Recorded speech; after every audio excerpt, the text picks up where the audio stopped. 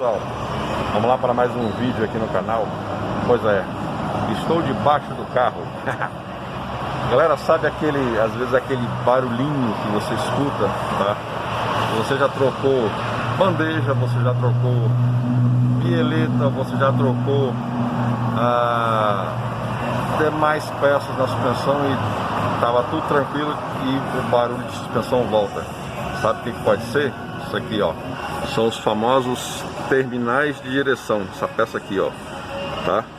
Só que o ideal não é você trocar só aqui o terminal, você troca a peça completa, porque se você trocar só aqui, tá, o tempo de desgaste dessa aqui vai alterar nessa peça aqui, não só o terminal de direção completo, que é essa peça e mais essa daqui, tá? E também vai ter que trocar o seu pivô, né? Então, mais uma dica aqui no canal, tá bom? Uma dica rápida para você que seu carro tá fazendo barulho de suspensão, você já trocou de repente bandeja, já trocou bieleta e não resolveu, pede para dar uma olhada aqui, ó, tá bom? Terminal de direção de ambos os lados também, tá, galera? Porque às vezes fala assim, ah, mas eu já troquei de um lado e solucionou.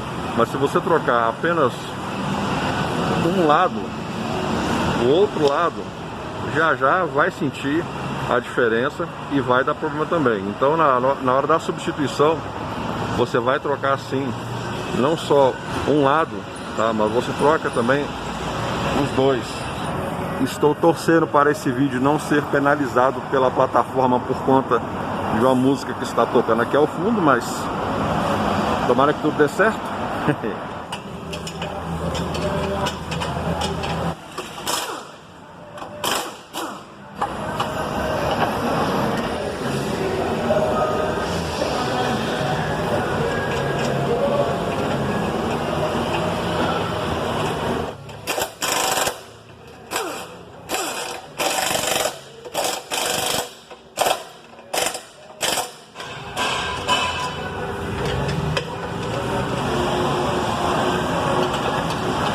Lembrando, não desista do seu carrinho, dê ele um pouco mais de carinho, tá bom? Vídeo rápido no canal, te espero no próximo vídeo.